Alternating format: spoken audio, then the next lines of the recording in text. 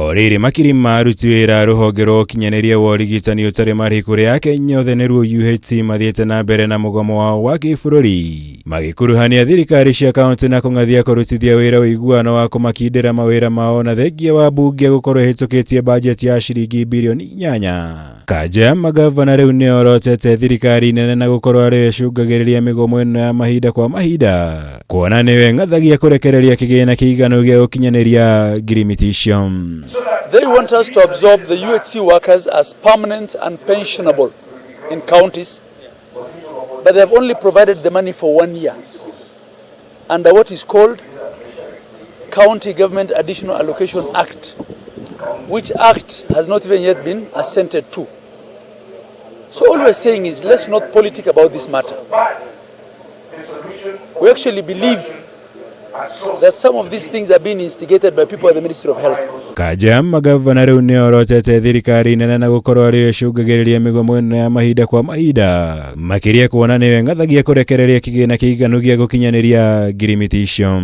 So it's pointless inciting unions and inciting UHC workers to go on strike. It doesn't help.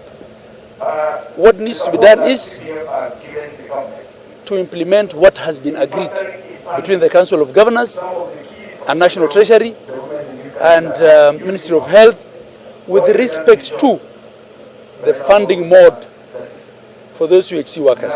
Kuringana na MUIKARIRI wa KANJU ya magavana uria nowe gavana wa kaunti ya Wajir AHMED ABDULLAHI, Ministry ya UGIMA wa mwiri na honge ingi cia thirikari ni ciregete kuhingia ngirimiti itiganite cia uruti wira gatagati ka arigitani na thirikari. No indi thirikari cia kaunti ni ciikuithagia murigo wa migomo iria icungagiriria gutharara kwa motungata ma urigitani bururi-ini. I don't know why the Ministry of Health is so keen in inciting county government workers in the healthcare sector to strikes. They don't understand that if they sabotage counties with respect to health as a ministry will fail. Gavana ABDULLAHI ateaneirie mugomo uria uhariirio ni arigitani akiuga kaunti itire na ngucanio yothe na kiama kia arigitani bururi-ini gia KMPDU, akiuga gitumi kiao gucererwo kuhingia ngirimiti ya CBA kirari undu wa gweterera maheo mutambo mweru wa urihani wa mishara ya aruti wira muingi ni thirikari. We have absolutely no issue with the Kenya Medical Doctors and Practitioners Union, the KPMDU. Beginning August next month, we will start paying doctors the CBA rates as agreed. And I know there's an element of arrears. That arrears is not because of us.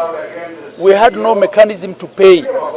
We were waiting for a special code from the Ministry of Public Service. COG thigatite aruti wira UHC kuhimbiria njira itiganite cia kugeria gutuithania ngucanio iria mari nacio na thirikari nene undu umwe na cia kaunti guko nginya ateaneirie rendekithia ria gucokia motungata ma urigitani rungu rwa thirikari nene. The money that is being taken to conditional grants should be part of the equitable share, so that it's entrenched as a permanent funding for the counties, and then that way the county governments will have no issue whatsoever giving these workers permanent and pensionable contracts. Ngirivotera Kameme TV, Jitagwo Mwaura, Wagunya.